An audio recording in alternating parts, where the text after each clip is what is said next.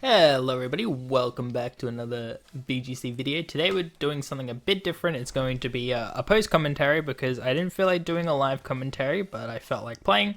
So I was like, if the game's good, I just do a post commentary, and that's that's what we did here. I only ended up playing one game, and I thought this game I did very well. We are still in Great Ball tier because I haven't really played too much, but we grinding.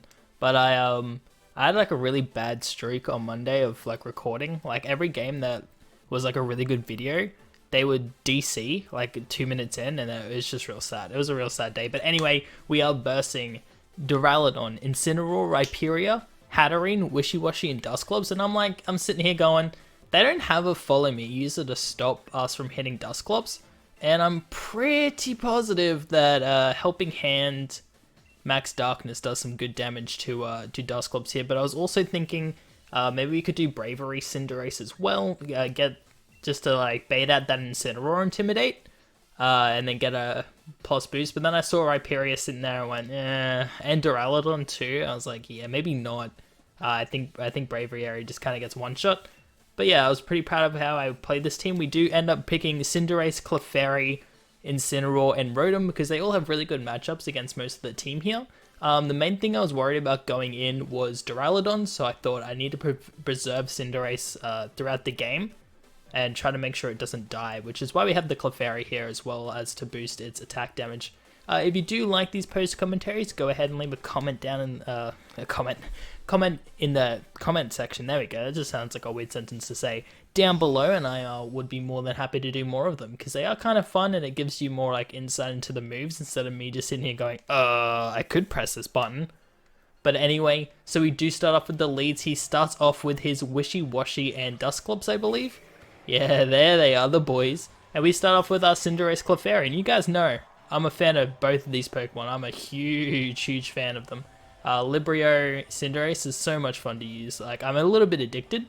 Today we're using an Expert Belt one with Sucker Punch, High Jump Kick, Bounce, and Pyro Ball. And I think Iron Head on this set would be pretty good with Expert Belt. So here I'm like, you know what, let's test this out. Does Helping Hand, Max Darkness with Expert Belt kill Dusclops? In most situations here, you just get followed me away, so it's kind of sad, but I thought, like, if we ever get in a situation again, it'd be good to know. And then we can test the EVs on the Dusclops too, if it does survive, then it would be more physically defensive. So I do go ahead, Dynamax here, get my Cinderace, big boy. We have that Expert Belt, so super effective moves do 1.2 times damage, so it's pretty damn cool. And we get stabbed because of Librio, because, they wanted to make Cinderace the new Greninja, so here we are. So we go big boy Cinderace. And like he makes a pretty decent play here. He goes for the protect on his Wishiwashi, trying to preserve its form, I assume, and to make sure he gets a free Trick Room off. Because I'm sure in his like head that Cinderace probably can't knock out Dusclops here in one shot. But little does he know that Expert Belt and Helping Hand will be enough to pick up the KO there. So we actually do one-shot Dusclops. And let me tell you, dude, there's nothing that brings a brighter smile on my face than one-shotting Dusclops, dude. It's such a good feeling. It's just like, goodbye Trick Room, goodbye Dusclops, dude. And like from here on out, we're sitting pretty good. We have full speed control now because if he went with this lead, then more than likely he's relying on Trick Room to help him out throughout the game here. So he does bring out that Rhyperior, and here I'm like, we can get a free move onto Wishiwashi if we want to. I was kind of tempted to Max Knuckle into Rhyperior, but I kind of knew that it was going to be weakness policy, and at the moment I didn't want a weakness policy proc and then like a free Max Rockfall onto Cinderace. So I go for Max Airstream here onto the Wishiwashi. I kind of forget, well, I wouldn't say I forget Expert Belt, but the damage is a lot less without Life Orb, without getting that super effective move. But it still definitely is a lot considering that Wishiwashi is probably max attack. Max HP. And he does Dynamax that Rhyperior as we all thought because, it's just one of the best Dynamax Pokemon in the game. So I do just go for this Follow Me here just to make sure that Cinderace doesn't take too much damage at the moment. Because we don't really want it going too crazy. And I thought like, if we can get Wishiwashi to its base form, then we can just leave it on the field without too many problems. because Wishy-Washy isn't really doing too much to us offensively, especially when we can change our type with Libreo. And as soon as it goes to baby Wishy-Washy, then it doesn't really matter too much. And with this Rockfall, he's going to set up the Sandstorm. It's going to make our job a bit easier. Clefairy doesn't take that too well because it's Clefairy. But yeah, and Rhyperia's got some nutty attack. But yeah, so... And then he just goes for the high jump up here. I was kind of hoping that he missed because that would have been really good for us. It would have been awesome. And here's where we start playing pretty well, I think. Like, for the most part. I think I use Incineroar, which is my defensive piece here, very well. I think I utilize all its strengths to a good degree. And here we go with that Sandstorm damage. We do bring it down to little mini Wishy-Washy. And I'm sitting here going like, there's no real way.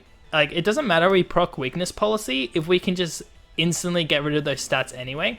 So here I bring out Incineroar, the Intimidate goes off onto Rhyperia. I also want to stall out Rhyperia's Dynamax as much as I can here, just to make sure that Rotom can come in safely. So here I go for the Max Knuckle into the Rhyperia, and then I go for Parting Shot. Because I know for a fact that Incineroar will outspeed Rhyperia if Trick Room isn't up. So then we get a free -2 onto Rhyperia with the Intimidate and Parting Shot, which is really good for us. Wishy-Washy goes for the Protect here, trying to preserve itself with the Fake Out. So we get this Max Knuckle off. It doesn't do very much damage because Rhyperia is super bulky. But now with this Parting Shot, the weakness policy doesn't do anything because it's +2 and we've made him -2. So his weakness policy procs, as we all knew. I thought for a second it didn't proc, and I was like, oh no, it's gonna be some wild Rhyperia set. But no, we dealing with the standard stuff. So I go back with Rhyperia and I send out Rotom here, and I was like, well, a max Rockfall neutral damage will probably proc our Citrus Berry, and it would be pretty scary, but we can just protect next turn to stall out the Dynamax if need be. And if he goes for Max Quake into Rotom, then its Levitate will save it. But he does just go for the Max Quake into Cinderace. So it would have been a really cool play there if he went for Max Airstream, but I didn't want Max Rockfall to be super effective. So he gets his special defense boost here. And this should be the last turn of Dynamax for Cinderace. And this is where Big Boy Incineroar comes in again. Like, oh man.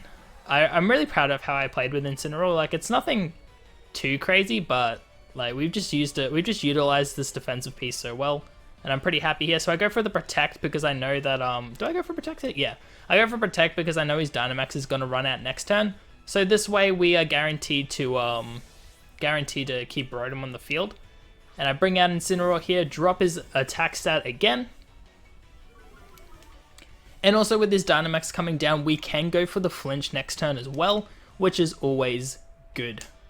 And we get this Protect off. And we put a lot of pressure on Wishy-Washy here too. And he does just go for the Max Guard, I assume predicting like a Hydro Pump and High Jump Kick. And if I did go for High Jump Kick there, I would have crashed and died. So like, it was a pretty good play. Like, it keeps his Rhyperia guaranteed alive. And he does miss the Rotom, I think. I think he missed the... Oh no, we protected. That's right. We went for Protect. And the Sandstorm does chip us down a bit, but nothing too crazy. And now I'm like, yeah, Wishy-Washy's dead either way here. Like, it dies to Life Orb Recoil or Sand Recoil. So I don't have to go for Fake Out now.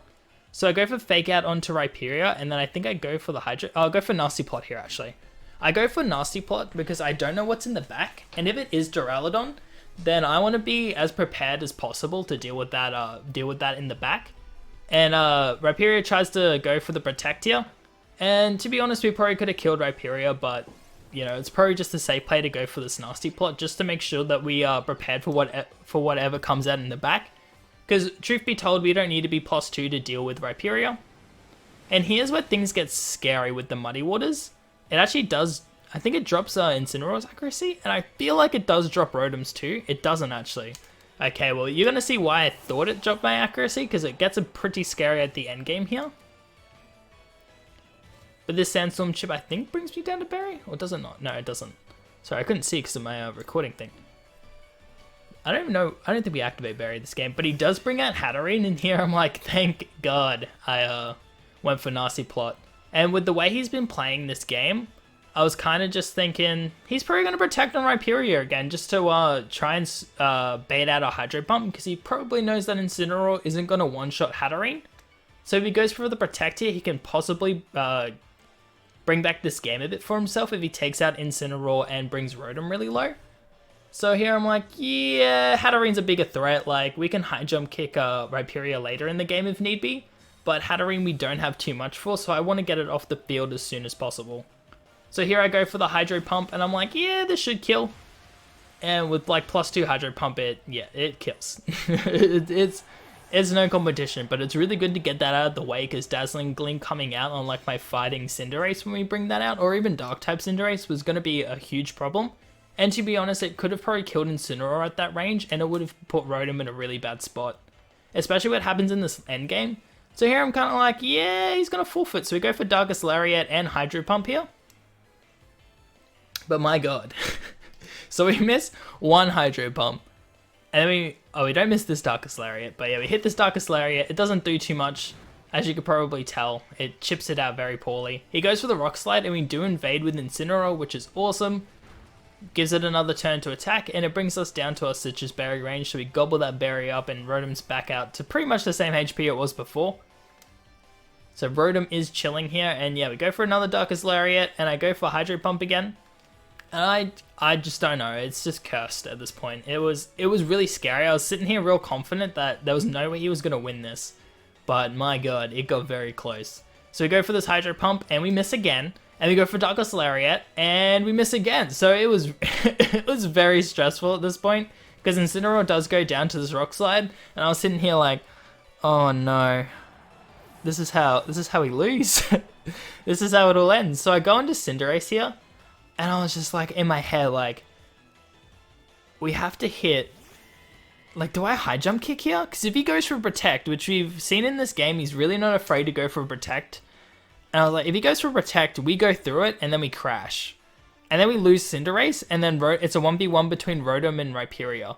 And we're very low on Hydro Pump PP, and we can't really do too much else. So I'm like, okay, I'm going to Sucker Punch, because Sucker Punch is a lot safer. This way we're guaranteed to get damage off onto Rhyperior. So I go for the Sucker Punch, and thankfully this last Hydro Pump does hit, and it is enough to bring Rhyperior down. It got super scary there, because we only had 2 PP on Hydro Pump, and Cinderace was probably dying to a Rock Slide there, so it was pretty scary. We missed 3 Hydro Pumps, I think, so yeah, I was very stressed at that point. But anyway guys, I hope you did enjoy that video. If you did, make sure to hit that like button, comment down below what your least favorite strategy is to verse. Mine's definitely Trick Room. But yeah, hope you all have a lovely day, and I'll see you all in the next one.